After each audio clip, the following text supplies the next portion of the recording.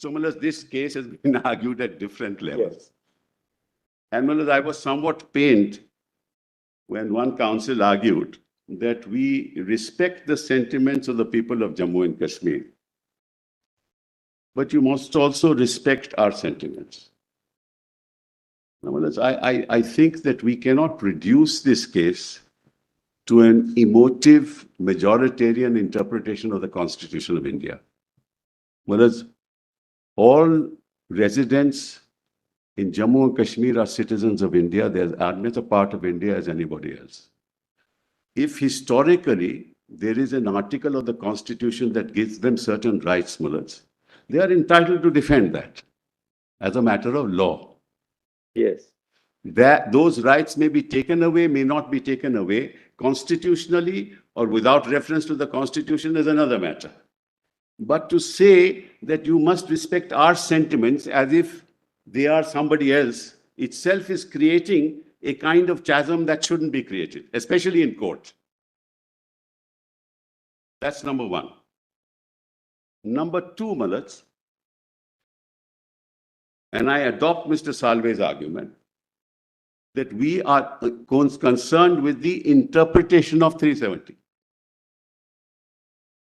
Read the text, understand the context, and interpret 370. I entirely agree with that. And that's exactly what I'm going to do before your lordships. Number three, Mullahs, if you look at the history of India in that context, Mullahs, you will find that Jammu and Kashmir had no links with the rest of India, geographically. No links. No part of the territory of Jammu and Kashmir was linked to the rest of India. And the two principles on the basis of which accession had to take place was contiguity. You have to be contiguous. That's how, Mullahs, states like Junagarh, Hyderabad, many other states which are internally, which were within India, could never accede to Pakistan because that principle could not be established. So you had to have contiguity, and you had to have population. These were the two principles. And the decision, the third, was to be taken by the ruler. These were the three principles on the basis of which accession took place.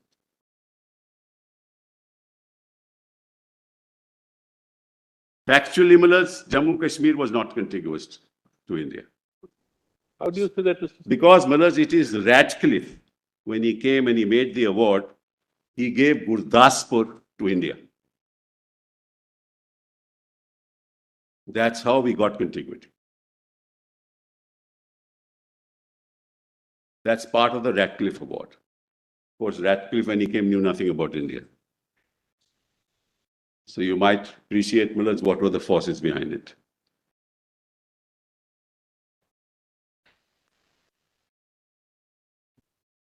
And Firozpur was a district connected to Gurdaspur, which had a Muslim majority population. Firozpur was also given to India. That established contiguity.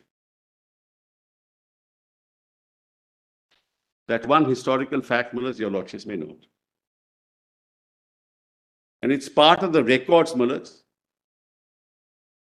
of the case.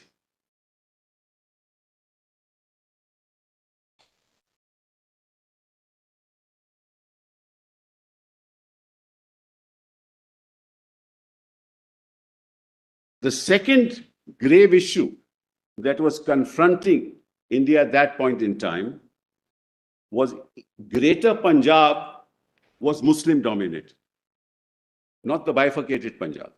The majority population was Muslim.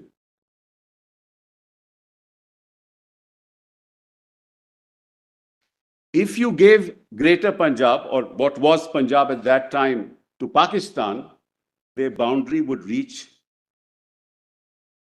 Delhi. Nobody could afford that.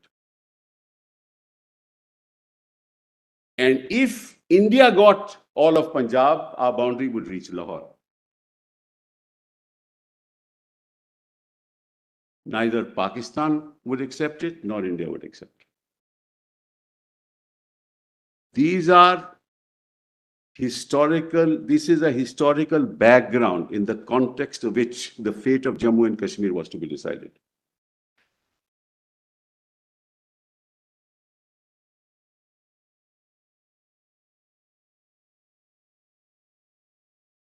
Note another fact.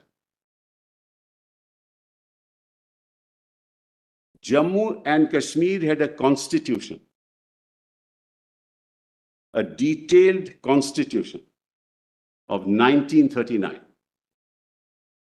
which had an administrative structure like any other democratic structure, except that the Praja Sabha was dominated by Dogras. In fact, all the nominees in the Praja Sabha were Dogras.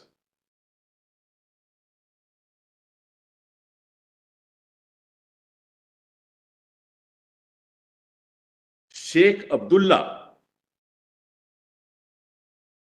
who had an egalitarian outlook, was dead against the ruler and therefore was imprisoned. There was a popular movement in Kashmir against Hari Singh.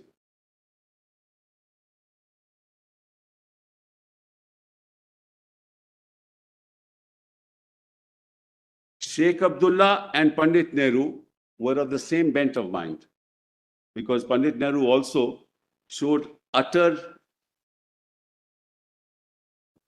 distaste for the concept of rulership. In fact, it was Sardar Patel who said, we must honor our constitution. Nehru said, no, we shouldn't. We shouldn't give anything, no privy purses to the ruler. That's all a part of record of history.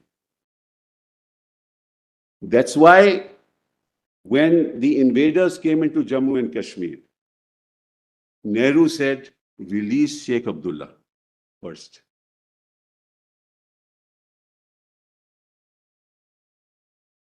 And he became the interim prime minister.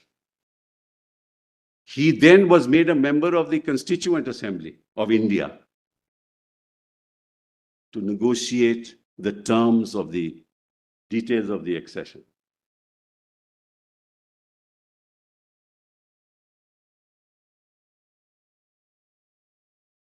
And remember, the constitution of Jammu and Kashmir, like no other princely state in India, no other, I say, was drafted after 1950.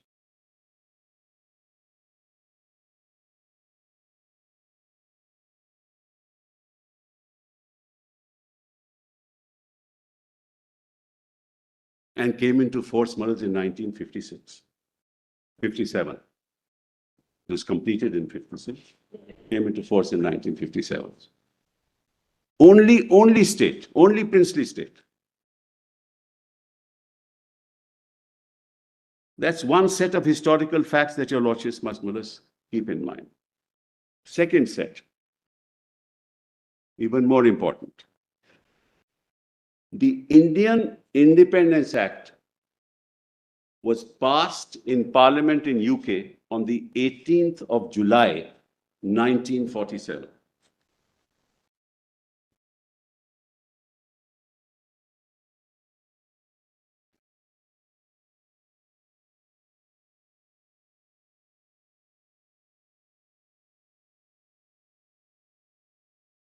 Originally, India was to be granted independence in May 1948. The date was preponed to 15th August 47.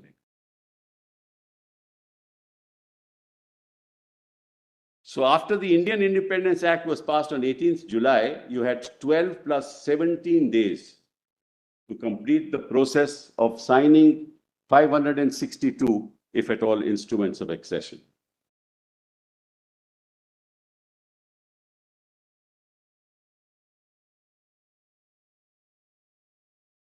On the 25th of July, note this date, that's why I said I needed to put it on record, because your Lordships don't allow me. Because My learned friend Miller's filed 18 pages of written submissions and then 250 Millers. I tried to file 5 pages and I was told I cannot. But that doesn't matter. This is all part of the record I wanted to place, but it doesn't matter. I think your lordship should take it on record, but I leave it to your lordships. Anyway. Is it the only thing that you want to file is now this 5-page submission? No, that was originally which your lordship denied me at that time. But I, because he has made some list of dates. Sibal, what do you want to file now? Nothing, just basically I have to meet the arguments. Fair enough. But so long as what you're filing is not much more than what everybody has so far filed. No, Manoj, why we don't want to be confronted with a 300-page document. Your lordships, I will not waste a minute of your lordship's time, Manoj. So how big is it and what is it that you want to file? 38? 38 pages. There's nothing much. All right. File the 38 pages, no difficulty. Sibal, we've even taken note of your earlier 15 pages. But if we had permitted you to file, the whole sequence would have arisen. I'm not complaining. Everyone else would have then followed. That's the last one to complain. I never raised the issue. But when I was told that I can't file... No, Mr. Sibal, it was not meant for you. It was meant for everybody. I know that. So but everybody filed. The problem is everybody filed. But neither... there's too little time. We took down...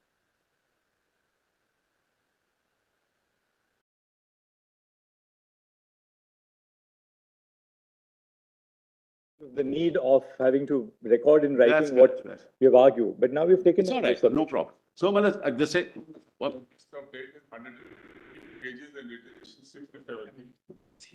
His list of dates, not mine. No. We have already added... Your list of dates, I've made a blue mark. You have had these green and yellow and that. I've just added a blue mark to your list of dates. That's all. Not my list of dates. So their list of dates, as I recall, was about 110 pages. 10 pages. I've just added 5 pages to that, Malas, to give some correct date. So the 115 includes the earlier 110. That's right. And 5 which you have added. That we don't mind. There's no difficulty. And you have followed the same format. So that your lordships are not... We know what you have added. Exactly. It's in blue, Malas. So long as otherwise, it becomes impossible when we are just to sit down and dictate a judgment. Malas, we must burden your lordships and therefore we did it that. Anyway, so let's, Malas, move on. So, Malas, on 25th... So, just a second. You're filing, therefore, your list of dates, which are 150 and my written submissions, Malas, in response. The written submissions are 38 pages. Yes. So, all that you are now filing... There's an appendix to it, Malas. That total 67 pages. Submissions are 1 to 38. Annexures are 39 to 67. That's only appendix, Malas. That's an appendix data, Malas. That's all, nothing more than that. What is the nature of the data? For example, he said reservation didn't apply to Jammu and Kashmir. So I'm saying it applies. This is the article. So these kind of things, Malas. All right. For example, no education. Actually, education in Jammu and Kashmir is free up to university. Free education till university. In the constitution itself. Malas, I mean, these are facts which should have been stated by the other side. They say there's no official language. There was an official language. You can file it because... We now, it's 5 pages, basically 5 pages of list of dates added on. Yes. And your submissions about 38 pages. The annexure is to explain what, according to you, has been made available or what is... That's all, nothing more. And But in the same vein that you said, don't take into account what they have said on the more, should we say, developmental aspects. We shouldn't take into account what you have said also on what is available. Exactly. To answer the core constitutional issue. Exactly. That's why I never went into that. Sibal, when you say 5 pages on the lighter side, my court, at least when I used to say 5 pages, if somebody handed over 10 pages, I has to remove the last 5 pages. Right. Confine it to the first 5 pages. Now, let's note another thing. On 25th of July, 1947, the Chamber of Princes met.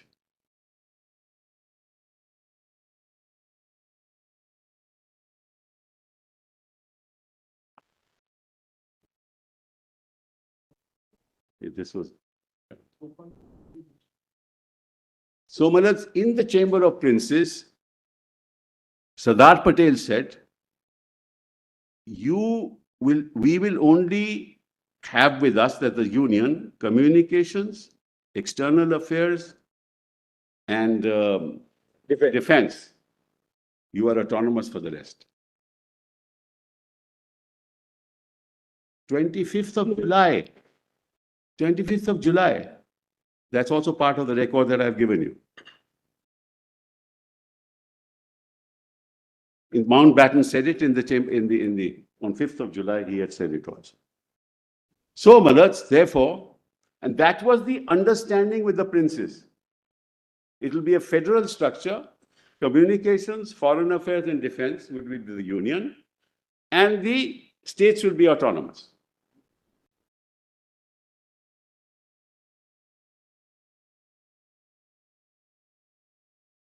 That's one part. The other part was, my lords, there were some princely states, my lords, one of them, the only property it had was a well. He was a prince of that well, my lords. He had no means of livelihood. They naturally, such small states had to join larger princely states. Kathiawar, Saurashtra. Saurashtra had incorporated 220 princely states within it. The whole process of 17 days was an entirely asymmetric process. Idea was to persuade all of them to please sign instruments of accession.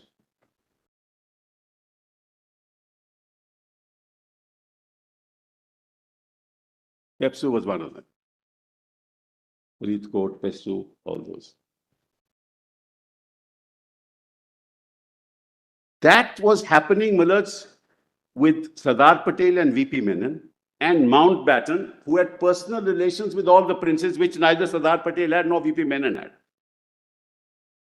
Because then the Governor General Mountbatten was actually served in India for a long period of time, and each of these princely states had a resident. And they would be told that you only should spend 10% of your revenue of the state on yourself, the rest you should spend on the public, but most of them spend 80% on themselves. But ultimately, they all acceded. They all signed instrument of accession by 15th of August. With a standstill agreement and nothing more. Some of them who merged into larger administrative units didn't have to do that, because then they were represented by the larger administrative units. So my learned friend, the solicitor, is right that many of them, princes, did not merge because they were merged with other larger administrative units. So it was an entirely asymmetric way of actually getting them all together in 17 days. It was a Herculean task.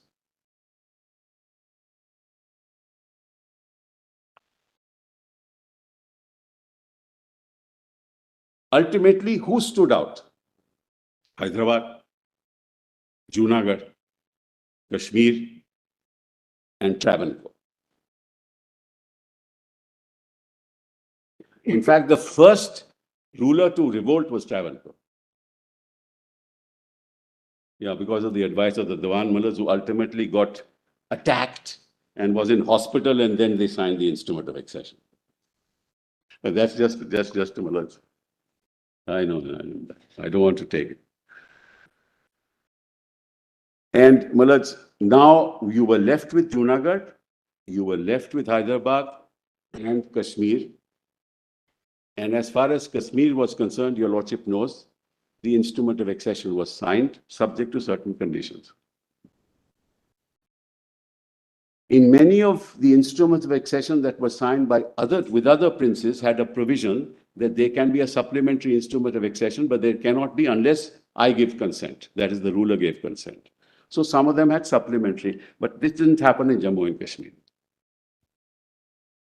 The point that I'm making is, Mullahs, Jammu and Kashmir was the only state in India where a special dispensation was made for reasons which were domestic and reasons that were international.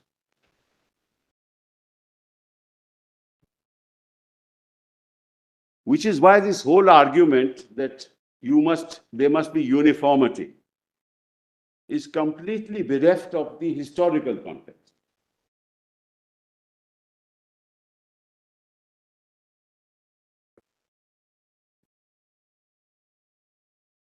Now, principle was contiguity, and population. Junagarh acceded to Pakistan. Acceded to Pakistan. Somnath temple was in Junagarh, very dear to all of us.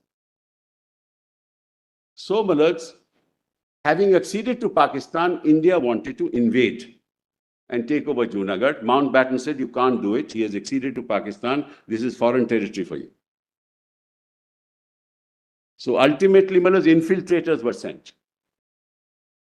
And they took over and there was no resistance. Then negotiations took place and Pakistan agreed to a plebiscite, a referendum. Knowing full well that such a referendum would happen in Kashmir also then.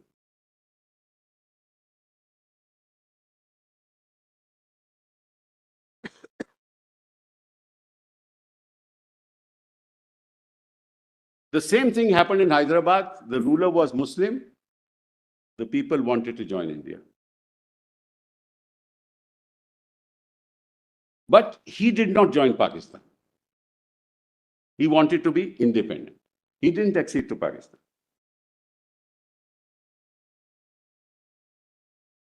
And there was a general this happens nowadays also. There was a freelancer who promised the ruler of Hyderabad that I will get you arms, you give me so much money. So they piled up a lot of arms to resist any invasion. Ultimately, that man, Mr. Cotton, left him and the invasion took place and be occupied.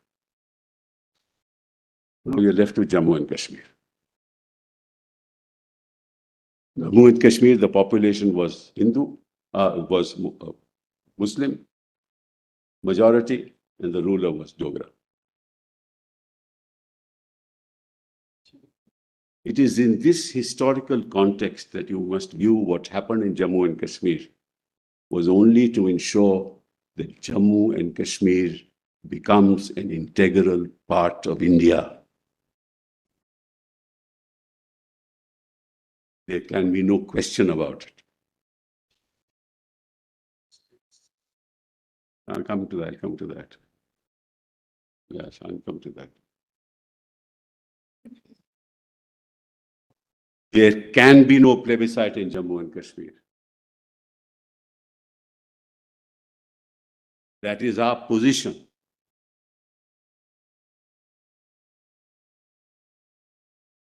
We stand with India.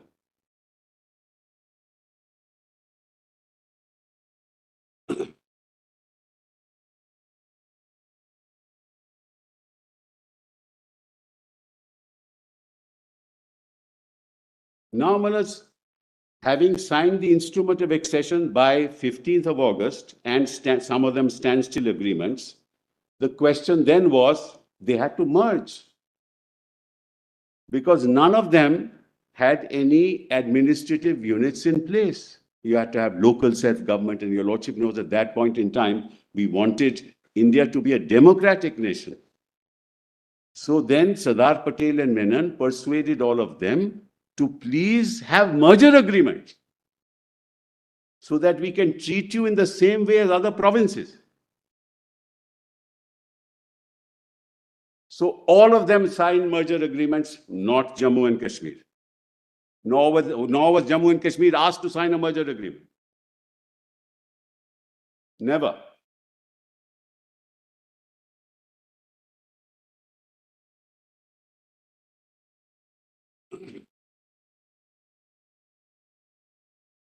How many merger agreements were there actually? I'll give you the number, Manas. I think we have them. No, much less. Much less. I will give your lordship the number. Because everybody who signed an instrument of accession didn't necessarily sign a merger, right? No. Because what happened was, Manas, many of them had formed unions with existing states, like right. Kathiawar or Saurashtra. That's right. Pepsu. That's right. How about we get you'll have that. Well, that's not an issue. So, Manas, that didn't happen in Jammu and Kashmir. So when the infiltrators came, and he couldn't defend himself, and he went away from Srinagar, he ran away from Srinagar. And we helped him, Manas, by going there. The issue arose, we had no communication systems in place, no communication system in place, and we didn't know the topography. Our army, because we had never been there. The army represented that if you want to deal with the infiltrator, the source of it is Pakistan. So we'll have to target Pakistan, to which Mountbatten said that will declare war. If you do that, it will be war. You cannot be allowed to do that. So we were not allowed to do that. So the result was that in that situation, kindly remember, referendum is not the only place that we're talking about in Jammu and Kashmir. There should be no referendum. There can't be a referendum in any case. But referendum happened in the northwest provinces. We had the Congress government in the northwest frontier province. A referendum happened there and they went to Pakistan. Referendum happened in Junagarh. So it is not as if this was alien to the concept of how people express their wills. But in our case, what happened was the government of India said, let the Constituent Assembly, namely the people of Jammu and Kashmir, represented in the Constituent Assembly, express the will of the people. That's how 370 came in. There was no other way to express the will of the people, certainly not through a referendum. Nobody wanted it, especially after the first year, because in 1953, Sheikh Abdullah was arrested by Nehru because he raised the slogan that we want to be autonomous. Sheikh Abdullah was arrested by Nehru himself. Nobody wanted a referendum. Nobody would have allowed a referendum. But the way out was, in that context, draft a provision in 370 by which the will of the people of Jammu and Kashmir can be expressed through the Constituent Assembly.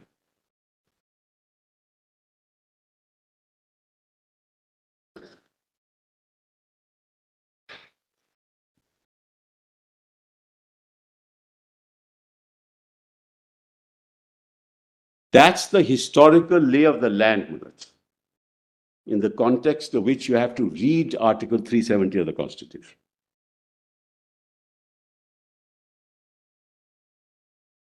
Now, Mullah, let me disabuse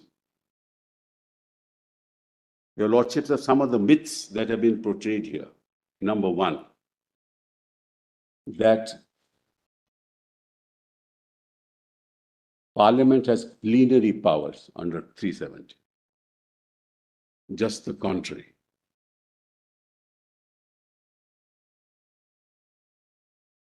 The power of Parliament to make laws is limited by 370.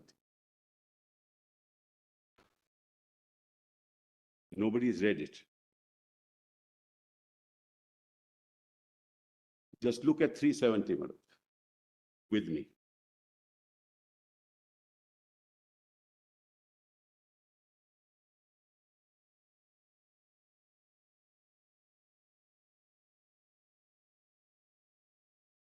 Just please read 370 with me. I don't think there are limitations on Parliament's lawmaking power because... No, not that. Yeah. That I'm not saying that. I'm saying something different. Just read 370 with me. I'll read it with you. Yes. Notwithstanding anything in this Constitution, the provisions of 238 shall not apply, and the power of Parliament to make laws for the said state shall be limited. What are you reading? Which? Article 370. 270. It is a limitation on the Parliament to make laws. Yes, 1B. To matters in the union list, to matters in the state list, in the concurrent list. It stares you in the face, and you're talking about plenary power.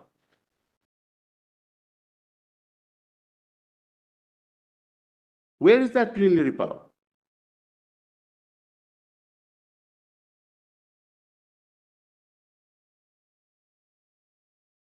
If you want to pass any law or if you want to extend the provisions of the Constitution of India, forget about 371 B1 and 2.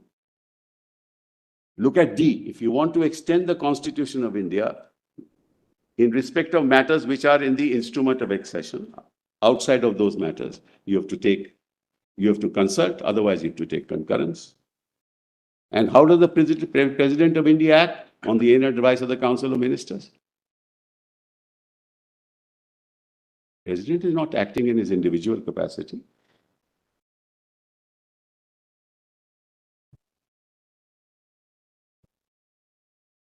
It is the Council of Ministers which will decide, not Parliament. The Governor acts on the aid and advice of the Council of Ministers. It is the Council of Ministers at the other end which will decide, not the legislature.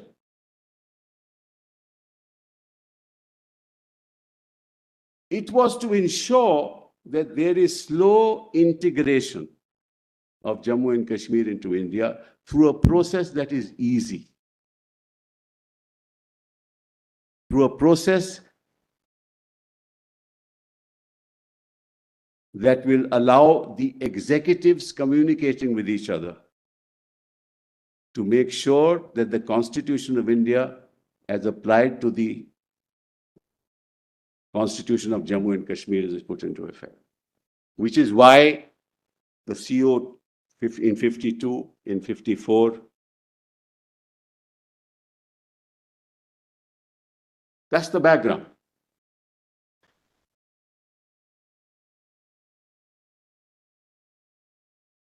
Once we decided on the list that this is the entry in the list on which a law can be made, and two executives agreed on it, a law is made and it will be applied.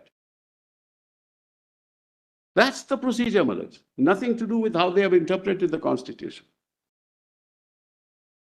And that's how it happened all the time. Which is why, if your Lordships will remember at the outset, I said this is an exercise of executive power. It is not even exercise of legislative power. Far be it some quasi, some ancillary constituent power.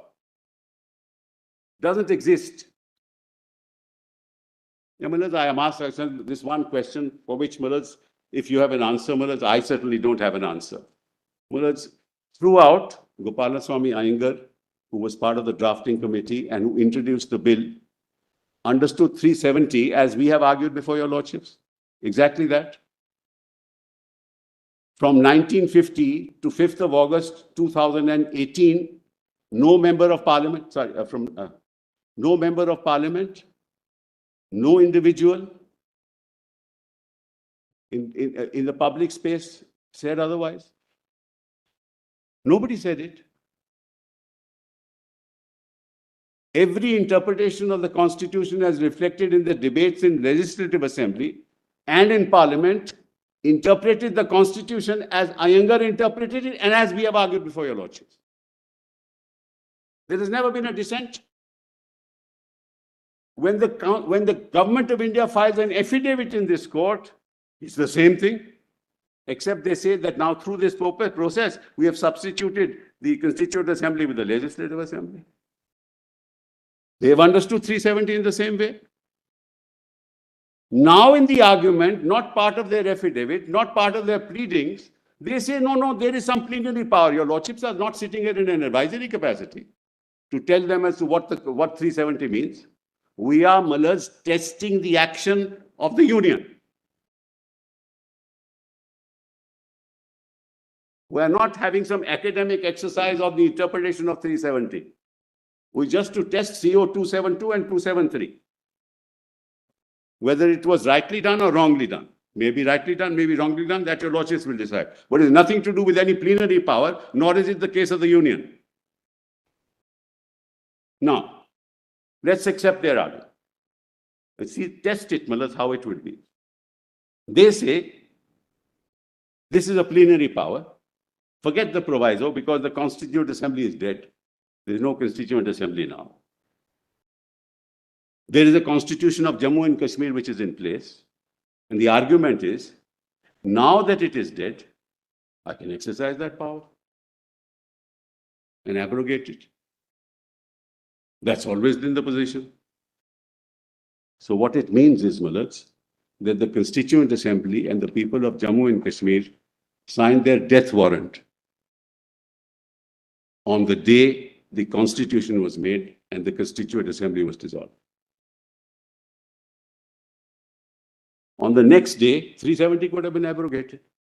Instead of 5th of August 2018, 19, they could have abrogated the next day. So they were signing the death warrant that while we are there, you can't do anything about it.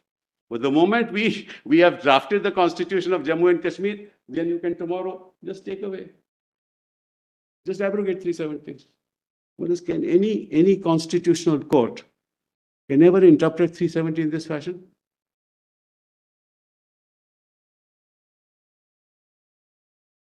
Can anybody even think about it, Mullahs? That a Constituent Assembly drafting the Constitution of Jammu and Kashmir, saying that we are an integral part of India, taking note of 370 in the manner in which it is to be integrated into India, will say to themselves that the day we are not in place, it will be abrogated because there's a plenary power superior in 370, which is not there in 370, but because we say so, and which is not even part of the counter affidavit of this is not even the case of the Union.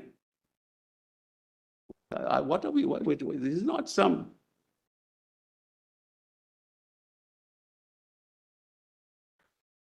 I mean, this is not even. You look at it textually, you look at it contextually. There is no other conclusion you can come to. Now, Your Lordship asked me several times and asked others also, what's the way out? That's not for Your Lordships to decide. Your Lordships are not here to tell them what the way out is, or for us to tell them what the way out is. It's a political process. The way out is a political process. Or some other process, that's for them to decide. But the way out is not this, that you do something consistent with the interpretation of 370 and you argue exactly something else, which has nothing to do with your own counter affidavit, and that's the Union. How can they be allowed to do that, Mullahs?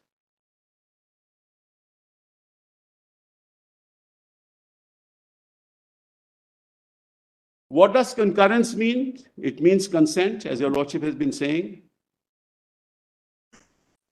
If it requires the consent of the governor of the council, governor acting on the aid and advice of the Council of Ministers, where is that plenary power that we are talking about and reading in 370?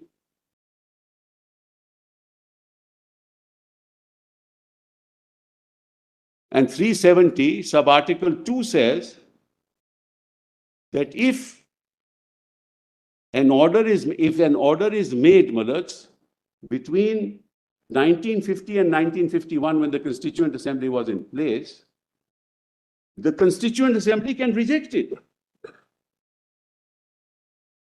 Mr. Sibal, why does the proviso to clause 3 use the expression recommendation when two other provisions in the same article use the expression concurrence? Yes, sir. I'll give Your Lordship that. B2 uses the expression concurrence, and the second proviso to D uses the expression concurrence. Absolutely. In other words, Mullahs, when it comes to applying the Constitution of India to Jammu and Kashmir in respect of in matters which are not with reference to the lists, Mullahs, you need the concurrence of the state government acting on the aid and advice of the Council of Ministers. At least, Mullahs, that there is no plenary power of Parliament. Concurrence means I can say no. Means an executive can say no to what is proposed. Now, if you read 370, and I just answer my Lord's question, if you read 370, the presidential notification cannot be initiated. Because the expression in the proviso to 370 are two expressions, necessary and before.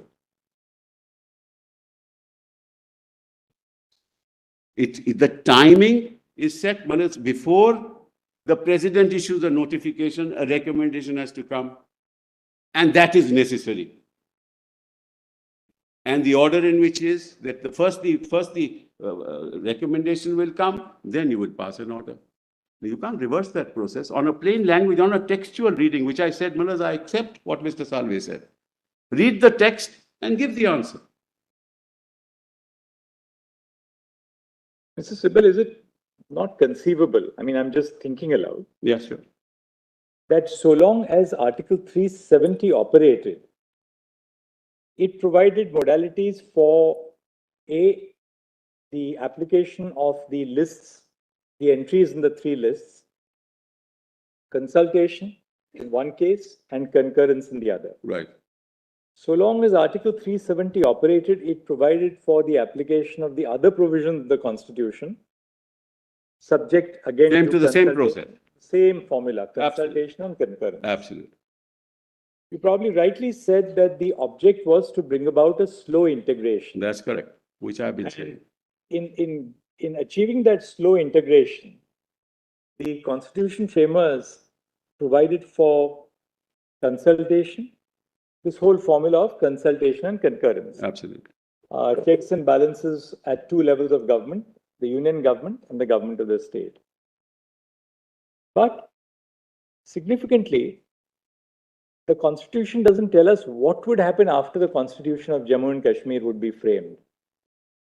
It contains no express provision that that Constitution would then be embodied or incorporated in the Indian Constitution. Because the Indian Constitution, by all indicators, we've seen several indicators, was always to reign supreme. So when it came to abrogation, it left in 1950 the point of abrogation to the exercise of wise statesmanship. You just said a short while ago, why didn't they do it in 1950? No, not a question to do it. They had the power to do it. I'm not on that. You're right. Yeah. I mean, you're right. Yeah. Why did they not do it? They had the power to do it. If they had the power to do it, because they never understood 370 in this fashion. No, there's an alternate hypothesis. It was always presumed that allow 370 to work out. There should be an eventual process of integration. Let that integration take place over a period of time, during which you will have this twofold procedural check of consultation and concurrence. At what point of time the integration is deemed to be complete, or that Jammu and Kashmir is ripe for an integration with the rest of India in the full and true sense of the term, was not hedged in by the Constitution. Mullahs, I'm sorry, with the greatest respect. Is that not a possible? No, it's not. It's not, Mullahs, on a plain reading of 370. Because there are very significant silences in Article 370. Mullahs, you don't need expression of interest in this fashion for the simple reason that that 373 itself gives you a clue as to what was the reason. There are not sufficient silences in Article 370 to lead to the conclusion that the framers, both when they were on that side in the state of Jammu and Kashmir and on this side in the Union of India, left it to wise acts of statesmanship in 1950. I hope on both sides, Mullahs. Yes, of course. This was a unilateral act, Mullahs. This was not a wise act. It was a unilateral act. Just one, taking on what Chief Justice just said. Yes. It's quite apparent at that time what was either happening with the rulers and integration into India, because that was the objective. And it was all a political move at that time. There were different views expressed even with regard to J&K. If one looks at the wording of the articles, the argument of the other side was it was deliberately left very flexible and to some extent contradictory. Yes. Mullahs, I don't see the flexibility here, Mullahs, neither I see the contradiction. Just read 3 with me, Mullahs. If you find, Mullahs, that there's a silence there about what would happen, Mullahs, certainly. And except for the provision for permanent residence, Section 6, which finds its mirror image in Article 35A, every other provision was really a mirror image of the Indian Constitution. So what is that an indicator of? That's an indicator of the fact that whatever is happening there is really the incorporation or the adoption of what is happening in the. I can only say this to your lordships. I can only say of the Union of India. I can only say this to your lordships. Either we interpret 370 sub-article 3 in its text and context, or we find something that's not there. And as a matter of constitutional law, you have to interpret the Constitution, not find a silence in the Constitution to interpret something that is expressed. Let's just read it, Notwithstanding anything in the foregoing provisions of this article, the President may, now who is the President? Acting on the aid and advice of Council of Ministers, may by public notification declare that this article shall cease to be operative, or shall be operative only with such exceptions and modifications and from such date as he may specify. Now just pause here. Supposing, he was not to abrogate, who is only to modify or apply with exceptions. Is that also unilateral power? Forget about abrogation for the moment.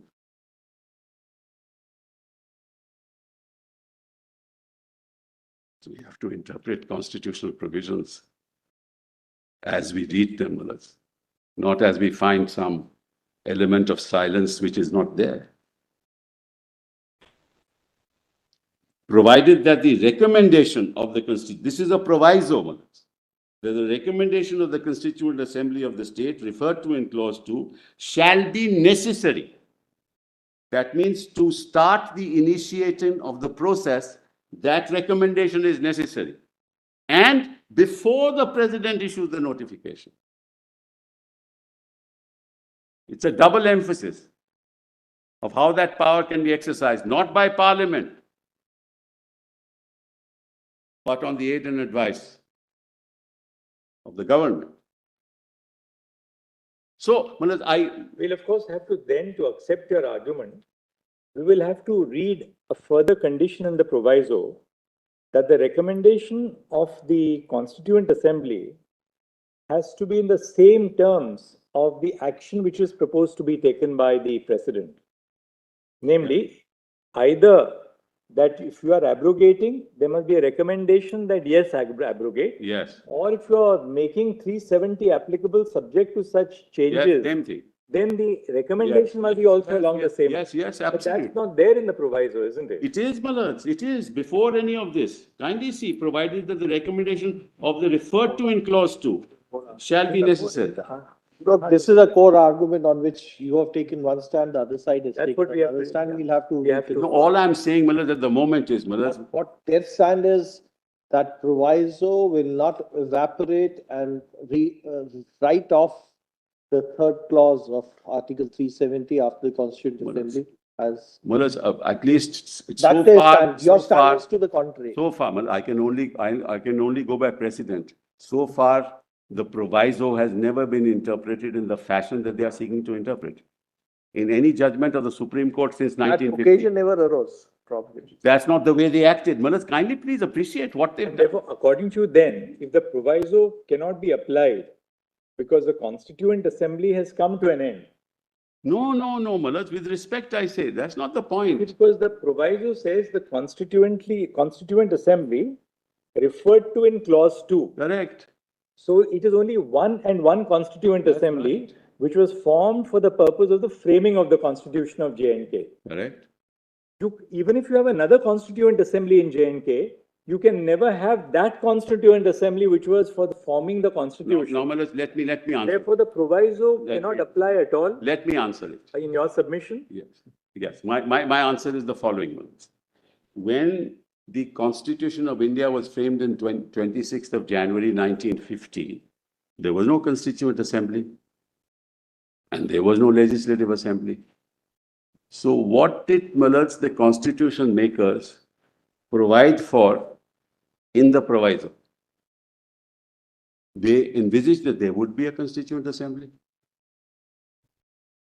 They envisaged that there would be a legislature. If there was a Constituent Assembly which would abrogate 370, there would be no Jammu and Kashmir legislation. Constitution. There would be no Jammu and Kashmir constitution. Because that's abrogation. Constituent Assembly would recommend abrogation. At that point in time, those who drafted the Constitution were not aware as to what was going to happen. That's why. Sorry. I'm sorry. 370 in the slide, there are two arguments. One, obviously, with reference that the proviso will not be controlling the main part of 3. That's the core dispute between them. That's right.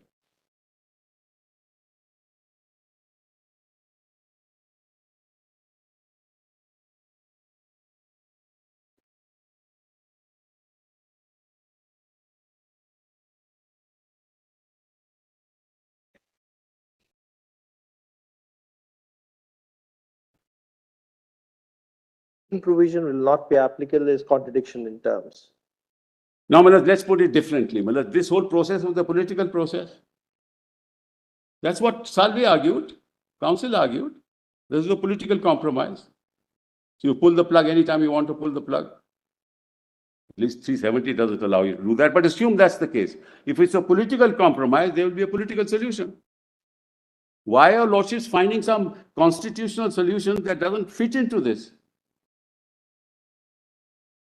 That's not what your law, Malad. You have to, please look at it this way, Malad. If the process was political, the solution has to be political. Now, how that solution comes about is not neither for your lordships, not for us to Malad suggest. This is something that they have to do in collaboration. The initial part was political, now it has to be constitutional. No, Malad, if that is so, Malad, if now it's constitutional, then that means that the Constituent Assembly, just look at it this way. The fact that the intent behind the article was temporary and transitory. But that I'll come to a little later. But Malad, the answer to the question is that the Constituent Assembly was framing the Constitution of Jammu and Kashmir, knew that after that task was over, it would end, and was signing a death warrant under 370 sub-article 3 that now you can abrogate the Constitution. Well, that can't, I'm sorry, Malad, on a plain reading of 370, I have the greatest respect for your lordship. Therefore, the sequitur of your submission on the proviso to clause 3 is that once the Constituent Assembly has formulated the Constitution of J&K, which has been adopted, Yes. the proviso ceases to have any existence. Yes, and 370 ceases to have effect.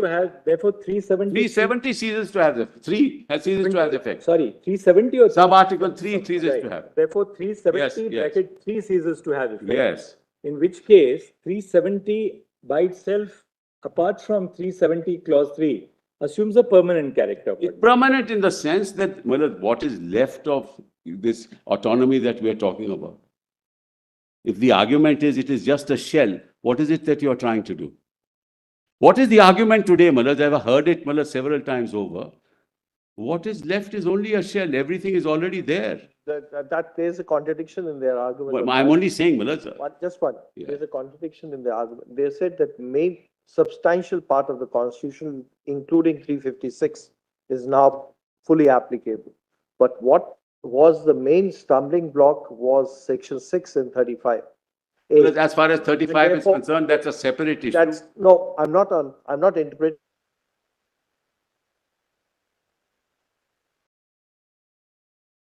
Complete adoption of the Indian Constitution in toto, in completely, as in case of other states. Strike down 35A.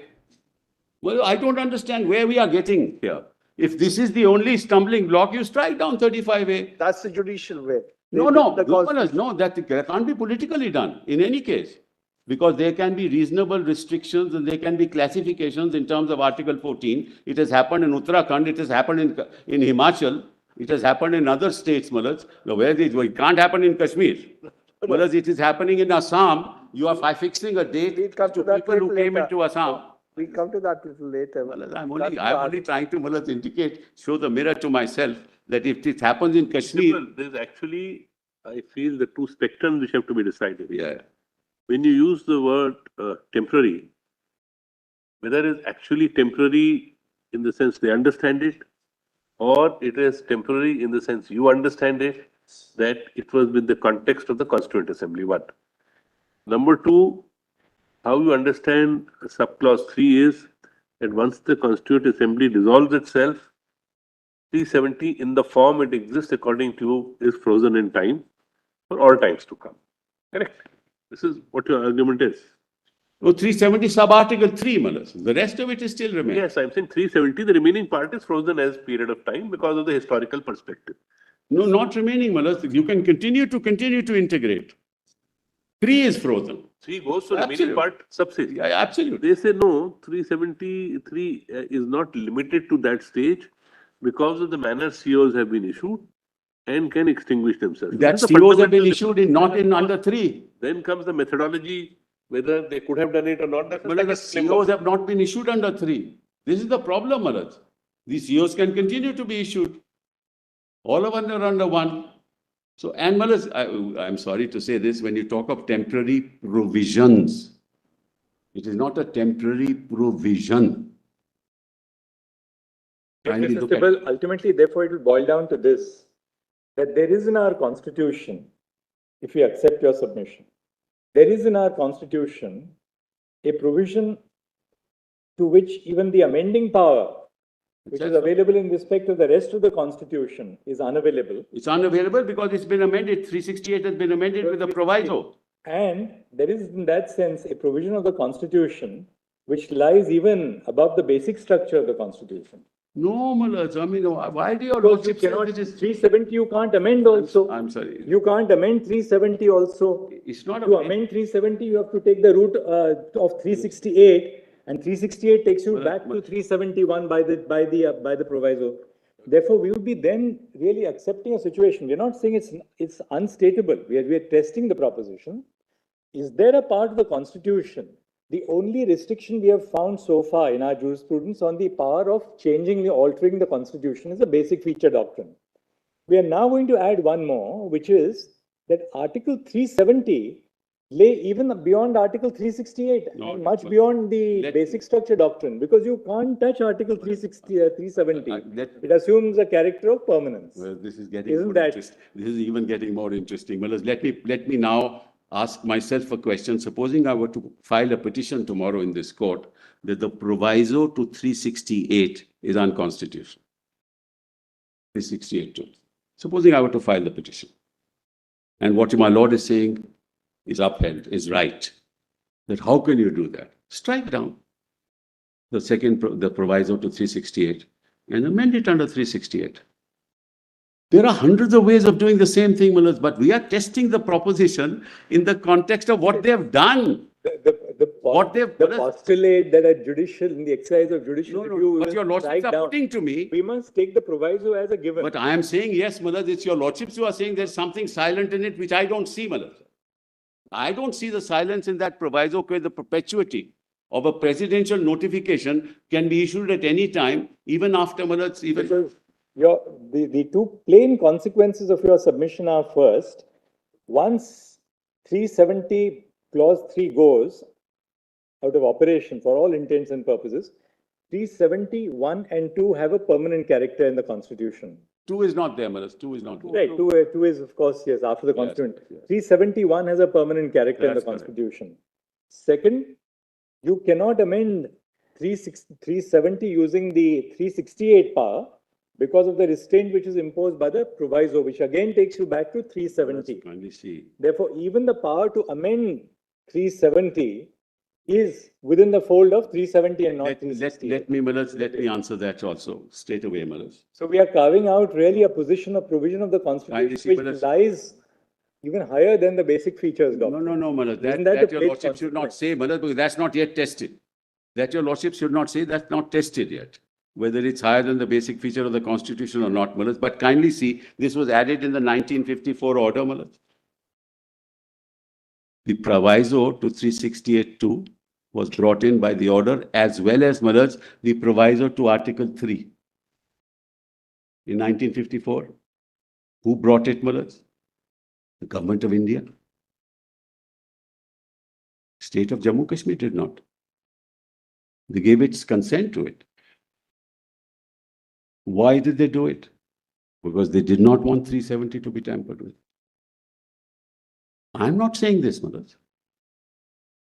I am talking of the intent of the government of India. When the proviso was added both to 3 and 368. Not my intent. And your lordships are now saying, what is the intent of the government of India? It was made clear that even under 368, you can't do this. Government is a continuum. Kindly, Millers, appreciate that. It is not something that was done by Jammu and Kashmir on their own. I understand, Millers, and there we go into the sentiment argument, the emotive argument. The argument that Mr. Dwivedi made, with respect. That we appreciate the sentiments of people of Jammu and Kashmir, but there are sentiments in India. Well, with the greatest respect, I humbly pray that we are dealing with the Constitution. Well, it's a sentimental thing. I also have sentiments with a lot of things. But when we come to court, we discard do away with what our heart, the nature of our heartbeat, and come to brass tacks and interpret the Constitution. You can pepper it with emotive instincts, but you can't get away from the plain language. And my respectful summation to your lordships is, a political process must have a political solution. And as I said, what is left of 370? There is no residuary power with we talk about residuary. What is the residuary power?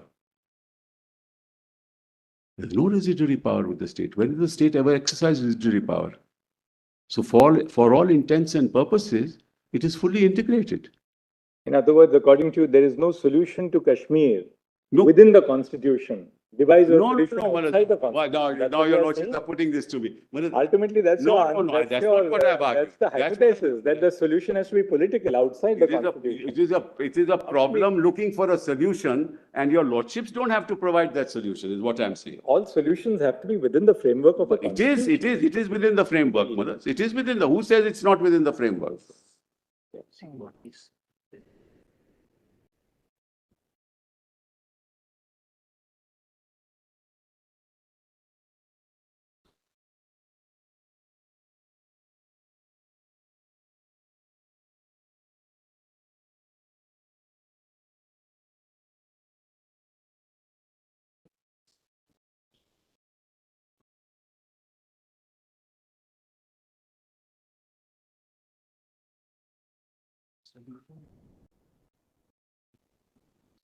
Well, isn't 370 a classic form of federalism?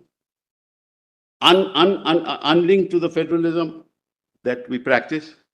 It's a classic form of federalism. There's nothing unconstitutional about it. There can be a lot of arguments on the other side.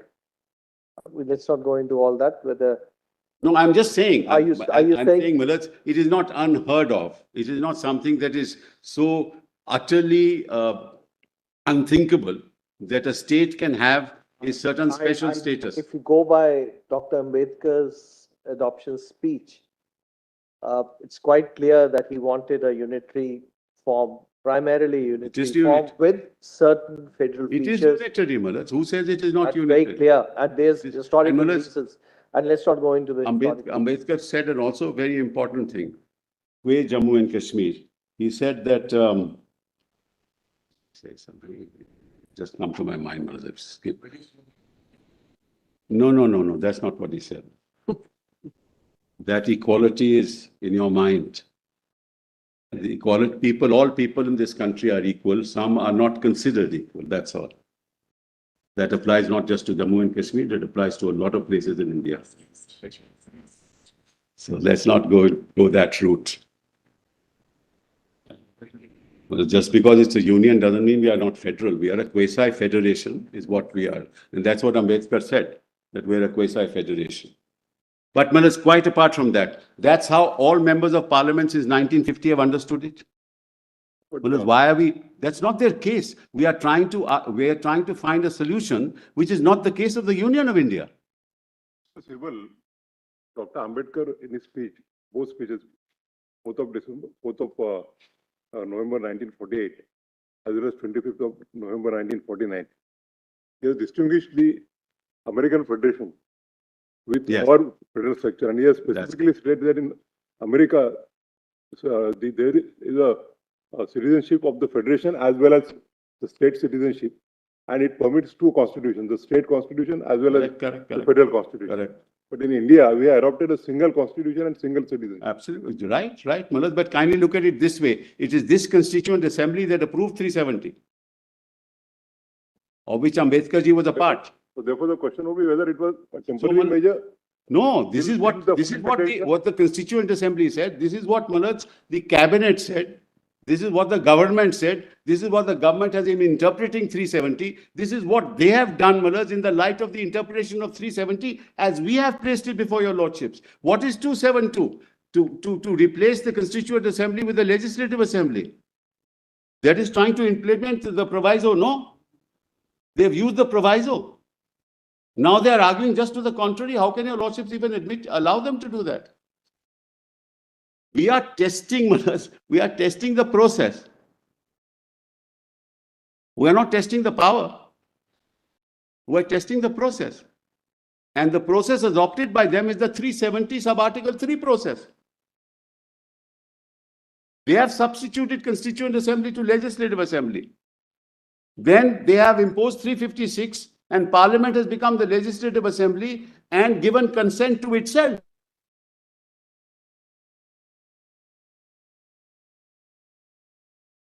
Plenary power or any silence in 370 which allows them to do what they wanted to do. That's not their case. So we are now adjudicating a case which they have not pleaded before your lordships. If some private citizen were to do that, would your lordship ever allow it?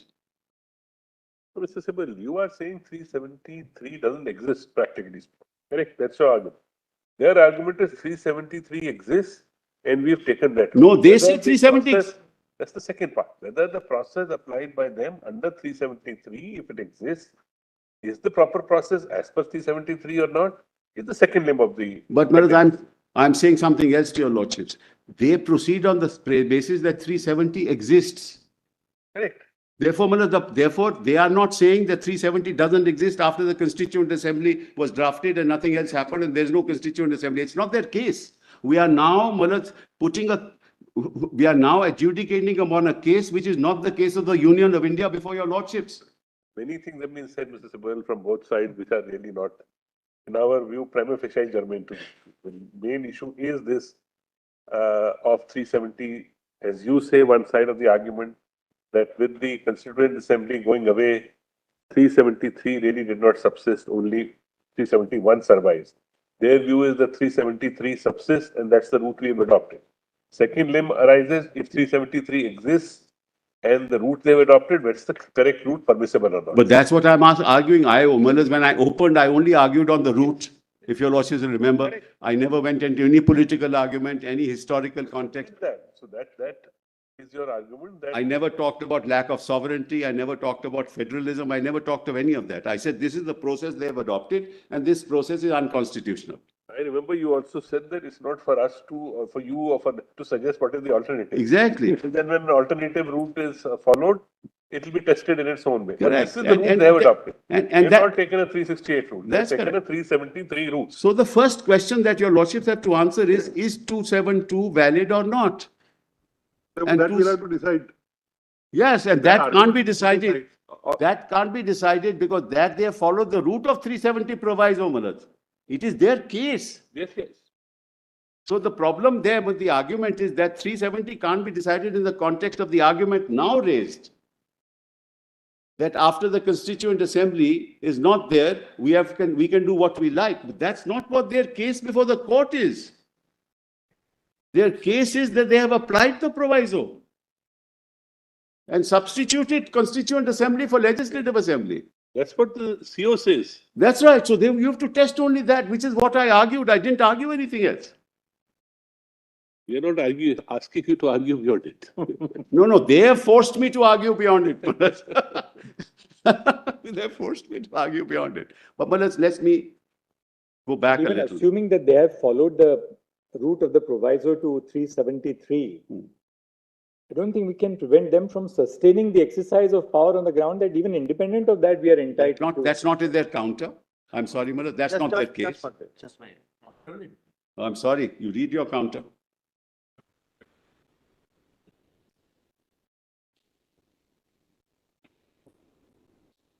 It's a sweet.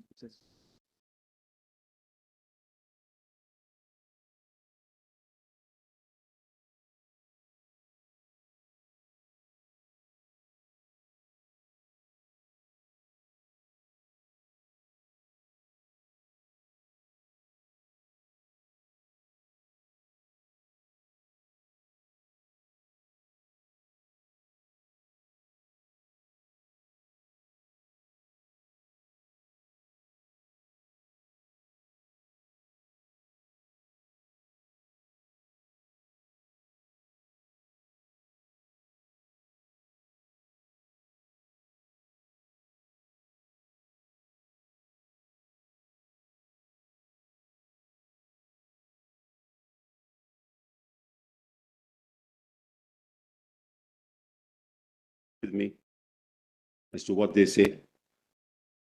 They meant 367. No, Malas, in exercise of the powers under clause 1 of 370. Absolutely. So, Malas, they are saying that, and then they say the proviso. That was for incorporating the proviso. But I'm only saying that they are. Sorry, 367 that was for amendment to the 360. That's what I'm But saying. ultimately, then they invoke the power under 370 clause 3. With the proviso, Malas. Yes, with the proviso. But that's all I'm saying, the Malas. I'm saying nothing more than that. That's the We have problem. understood your argument on that. Yeah, I'm just saying, In Malas. fact, we had put that question to the Attorney General also. But you also given the answer, Malas. This is a sui generis provision of the Constitution, must be interpreted in its own terms. That's all that I'm saying, Malas. And kindly I see the think counter. this part, I think we've conceptualized, we've put our doubts to you, have conceptualized your Giving answer life as to well. 373 through Article 367. That's their counter. That's all that we are testing, Malas. Okay, so Malas, that's done. That's done, Malas. I've done with that. Now, Malas, kindly go back to. No. Now, kindly go back to the list of dates. Just orally, Malas, I'll mention to your lordships. 20th of June, 2018. Well, that's 19th of June, BJP withdrew support. 20th of June, Governor Amarat puts the assembly in suspended animation. Now, the latter part, now you're going into the. I'm going to test 356. 356. 356. Right. And the dissolution of the assembly on 19th of December, on 21st of November 2018.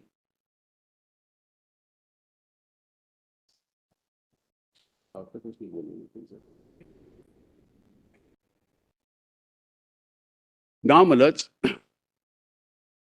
the normal process is, Malaj, for the governor has the power to keep the assembly under suspended animation without the aid and advice of the Council of Ministers. That power is given under 92 of the Jammu and Kashmir Constitution, which he did. Which he did, Malaj, on 20th of June 2018.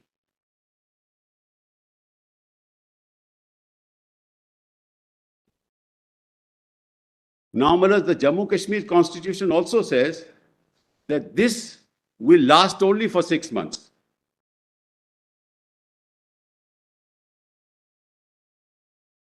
That such a decision of the governor will last only for 6 months. That is set out in Article 92, subclause 3. Sorry, Section 92, subclause 3. That such an order will last only for 6 months. Now, which means by 19th of December, there should have been revival of the assembly. Because the assembly was not dissolved. See the political motives and the illegality in the whole process. This can't go beyond 6 months, beyond 19th December. So he has to revive the assembly. There's no dissolution. So on 19th December, he dissolves the assembly. On 21st November, he dissolved the assembly.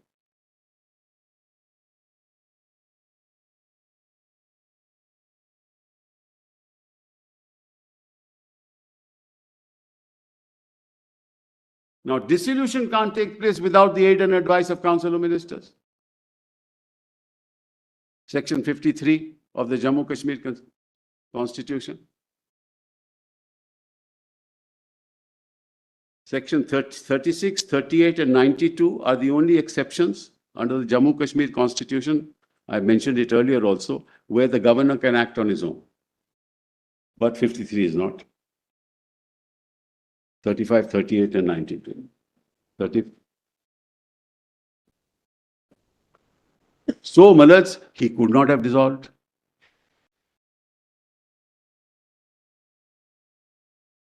And after dissolution, 356 can't be imposed. After? After Malaj's dissolution, Article 356 cannot be imposed. These are Constitution Bench judgments of this court.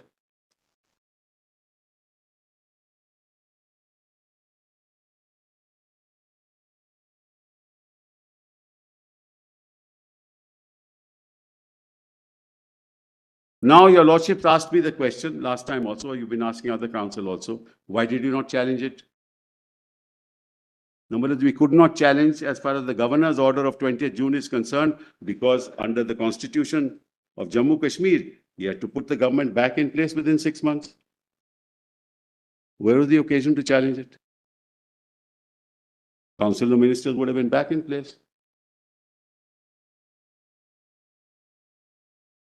What would happen if there's no conceivable government formation possible? Whereas he can't do it, that's the point. Mr. Sibal, that's little saying that because it was tenure or 6 months, I can't challenge it's wrong. No, I said I haven't challenged it. You can't challenge it.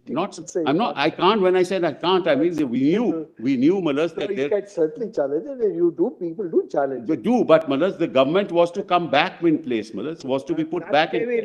That may be little. The government was to be put back in place within 6 months, Malas. My only question is how, if in 6 months no government is feasible, possible, then necessity would require a resolution, would it not? What I'm would sorry? happen? Let us say there is no government possible. Then whom will he put back in? What kind of governors? So, Malas, what you do is you impose 356, then you dissolve. With the process of under 356, Malas, I've explained it last time also, that you keep the assembly under suspended animation. You see if you can form a government or not, because 356 is a temporary provision to restore democracy. If you find that there is no possibility, after imposing 356, you dissolve and hold elections. That's the process. So then the dissolution should have taken place under the rubric of Article 356. That's correct. That's correct. And that's a Constitution Bench judgment. I'll show that to your Lordship straight away. Just keep that judgment. Document volume 19. Sorry, case law compilation.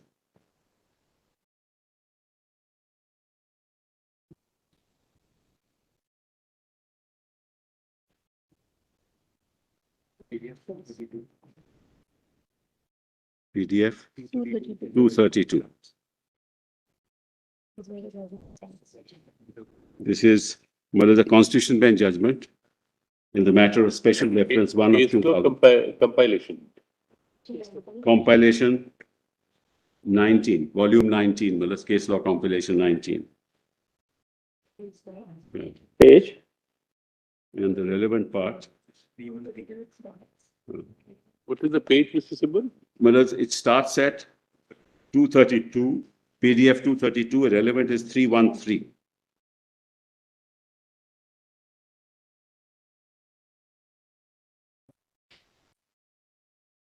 And I've been saying this from day one. This was the political process. The intent was entirely political, and the means were entirely unconstitutional. Oh, sorry.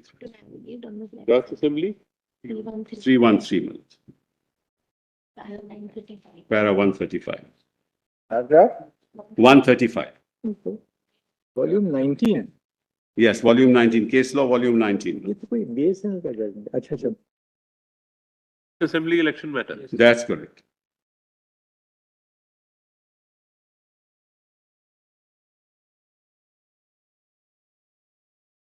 Para 135.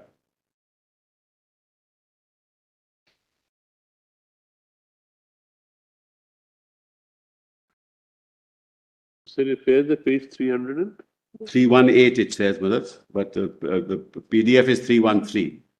The running page is 318. PDF is? 313. Paragraph 135.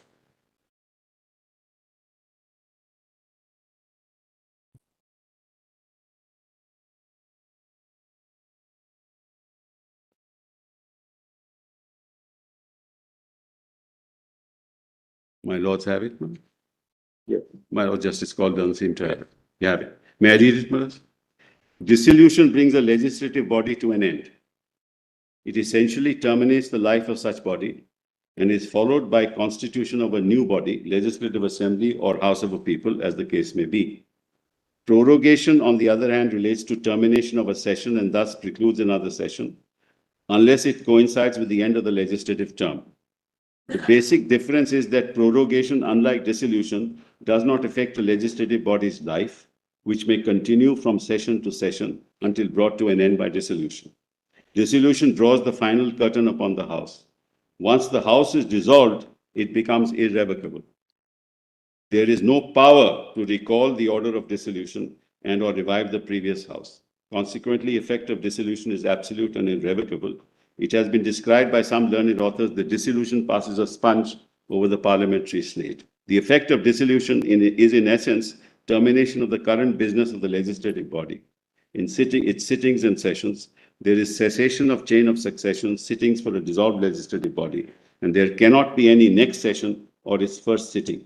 With the election of the legislative body, a new chapter comes into operation. Till that is done, the sine qua non of responsible government accountability is non-existent. Consequently, the time dissolution is non-existent. Stipulation is non-existence.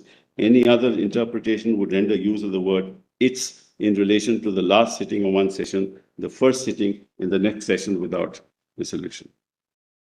Right, Melissa? Now 319.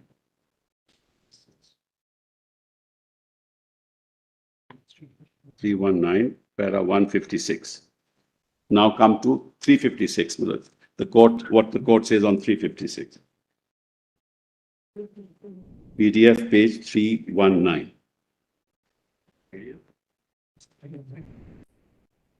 Lord has 156. Justice Gawai. Yes. So far as the applicability of 356 is concerned, though in the order of election commission has specifically dealt with the possibility of applying that situation, in the written submissions and the arguments made before this court, the view was given a go-by. And in our view, rightly, mere non-compliance with Article 174, so far as the time period is concerned, does not automatically bring in Article 356. It is made clear that an order of the election commissioner is the foundation and not what is stated subsequently by way of an affidavit or submissions to clarify. But in view of the concession, which according to us is well-founded, we need not go into the question in detail. It is submitted that by some of the learned counsel that the election commission's order otherwise makes out a case of applying 356 when the requirement of 174 is not met. In Thiru Rajagopal versus Karnanidhi, a constitution bench of this court said, Article 356 of the Constitution makes provisions in the case of failure of constitutional machinery in the state, but when the assembly is dissolved, there is no failure of the constitutional machinery within 356. Because the governor was ruling for 6 months, where is the question of 356? So you do it this way, tell the governor, whereas he sort of puts it in suspended animation, less the 6 months almost part, when the government, when the two parties say that, look, we are ready to form the government, but that's not proved, Malats. Then on 19th December, President rule is imposed after the assembly is dissolved on 21st of November. Couldn't be done. Then if that's bad, and that has to be decided by this court, because that's the basis of 202, 272 and 273. So whether we challenge it or not, that's the very basis.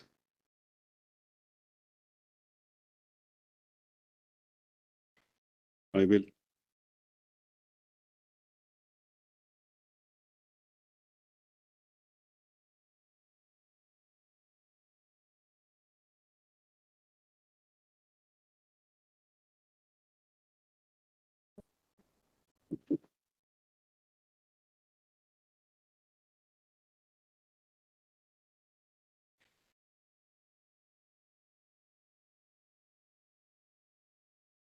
Hmm?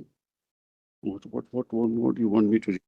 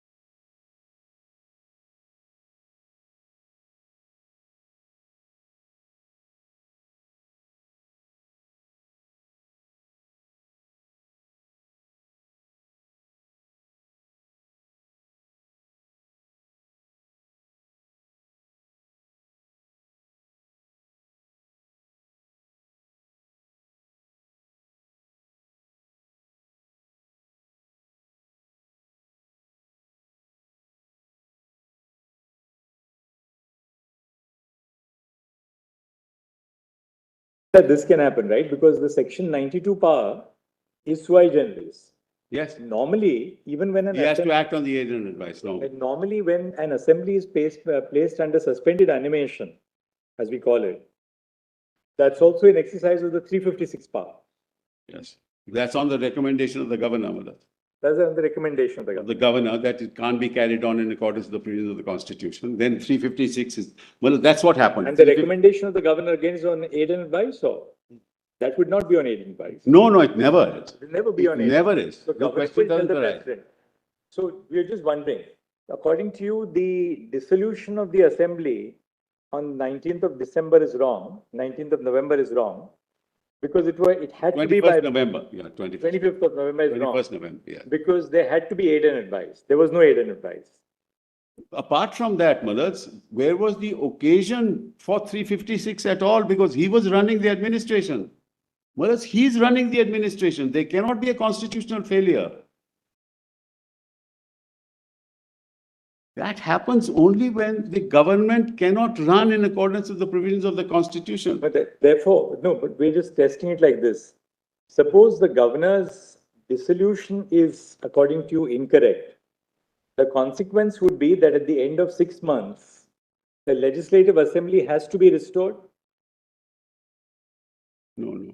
The suspension would come to an end after After 6 months. 6 months, Yes. Then Now, the Council of Ministers have to be Council of Ministers has to be formed. correct. Now, taking your argument to the logical conclusion that, look, the dissolution was wrong and the governor had to necessarily at the end of 6 months Before. restore, before 6 months, restore the legislative assembly, Yeah. lift the suspended animation. Yes. invite a government. In which case, can the government of India not have then exercised, the president not have exercised the power under 350? Correct. So then he would have had to make a recommendation that this is not, they are not functioning in accordance with the provisions of the Constitution, because the governor was ruling for 6 months. Where is the occasion, Malas, for him to at that time exercise that power? But if no state government is possible, nobody is agreeing to combine together. But that's fine, Malas, Keep the facts aside. in which you impose 356. Don't dissolve it. Well, that's the whole problem. You impose 356. And keep the assembly in suspended animation. That's always the case. I'll give you several notifications. I don't have the time. That's always the case. What you do is you keep the assembly under suspended animation. You try and, you have to restore democracy. So at some stage you feel that now it's time to hold elections. You dissolve the assembly and announce elections. That's the process followed in every 356 proclamation. You never dissolve the assembly immediately, but then you have to hold elections. Well, the democratic process can't be stultified, can't be used in this fashion. Because this was, as I said, this is a political decision. It has nothing to do with the Constitution. I've been saying that from day one, Malas. These are political decisions. Even 272, 273 is political.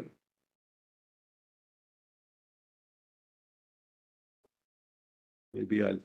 How much more time now? Well, not too much, Malas. I want others also to argue, but I've been trying to sort of not even refer to anything and just argue orally, Malas. Because last day, because Your Lordships, this is, we are trying to do it as quickly as possible, but Your Lordships is always very kind. Let me not make any suggestion today. Let me, argue tomorrow. We'll have to wrap up tomorrow. We don't mind extending a little bit for half an hour or so tomorrow. But I will try and finish as quickly as possible.